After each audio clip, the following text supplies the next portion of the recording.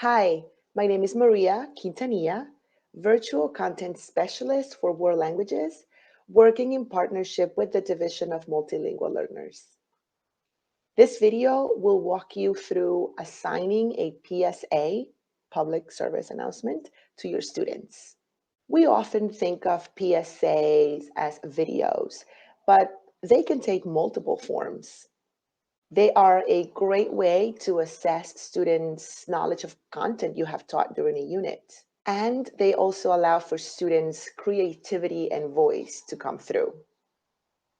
When my students work on PSAs, public service announcements, I tell them that they can compare them to commercials, but that PSAs are short, community-oriented messages that radio stations, TV networks, and nowadays YouTube air at no cost to fulfill their obligation to serve the public interest.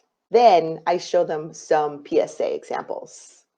Here's an example of a PSA.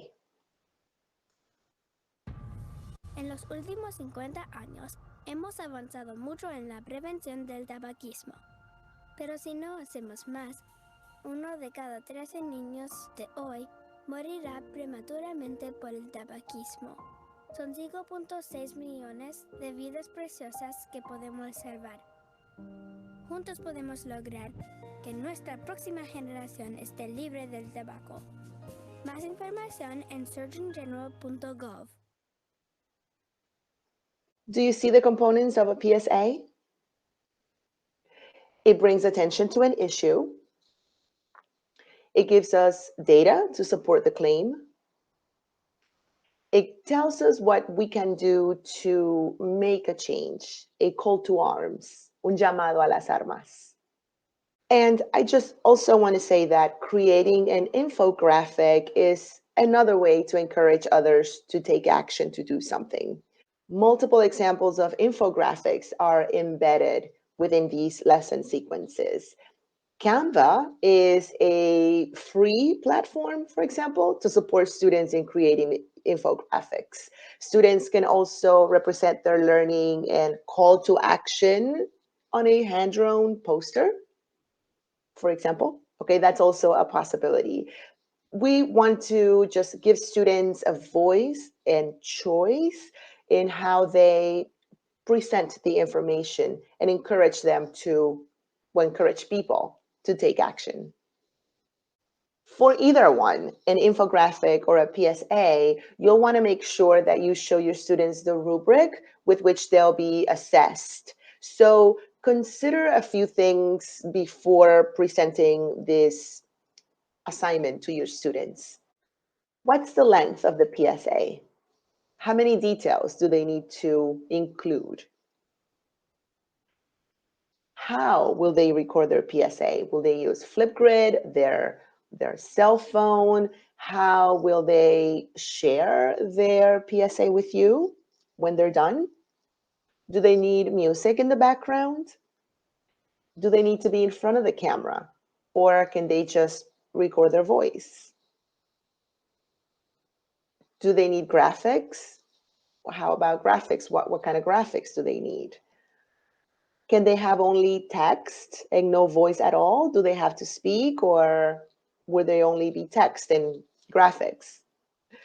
And you may also want to discuss if there are language structures that they need to include, such as the command form of the verb. Can they only do an audio, or does it have to be a video, or can they do an infographic? These are decisions that you will make best because you know your class best, you know your students best. Something else that you may want to share with your students before they start working on their PSA is a checklist. This way they can keep organized and on track as to what they have done and what have yet to do before their PSA is due. Here's an example of a rubric. It's a sample rubric. And if you see here, I've added a column that says checklist. What I tell my students to do is that once they've complete this part of their project, then they can go to where it says checklist, and then they will change the color of that box so that they know that they have completed it. It's the checklist, the check that we used to do when we were in the classroom, or that they could do with a pencil, a pen or pencil on paper. It's kind of like the same thing. When they are done with their video, and if they've read the rubric and what does it have, all the requirements and all the components that the teacher asked, then they can go here, and then they can change the color of that box to let them know that they're done with that. And also, if they have already shared this document with me, I can see their progress as they're working on their PSA. Here are some examples of PSAs my AP students worked on last year during the height of the George Floyd case. We focused our research on racism in Latin America, and they had to write a 2-page paper. Remember, they were the AP class, but after writing a 2-page paper, they had to produce a PSA with all the information that they had found out during the research. Of course, they had to include the data that they found, and of course, they had to give credit to their sources and include all the components of a PSA that were described on the rubric for them. La educación y la vivienda son bases muy importantes de la sociedad de México.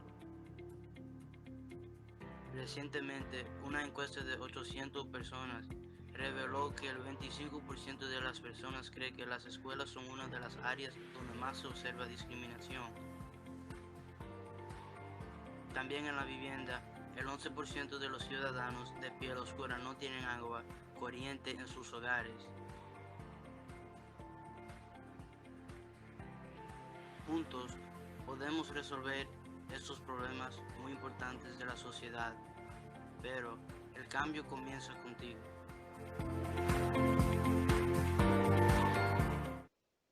So you could see the call to arms, llamado a las armas, at the end of his PSA. Here's another one. El racismo en el Perú cada vez empeora, especialmente con los indígenas, los amazónicos y los afrolatinos. El racismo empieza con la educación, en donde el 16.9% de los docentes están aprendiendo lo que corresponde en sus grados. Muchos son víctimas de discriminación. También los indígenas tienen la desventaja de aprender lo que corresponde porque ellos no hablan castellano, haciendo un gran reto para el aprendizaje. El 26% de los peruanos se consideran indígenas. Este porcentaje es grande. Los amazónicos están en problemas por el coronavirus. No tienen la habilidad de mantenerse sanos. Con este conocimiento debemos de ayudar y educar a los indígenas lo más fácil posible en lo que está pasando en nuestro mundo y país. That was just a very brief way to assign PSAs or infographics as a summative task to your class, to your students. Please reach out with questions or feedback to the Division of Multilingual Learners. Thank you.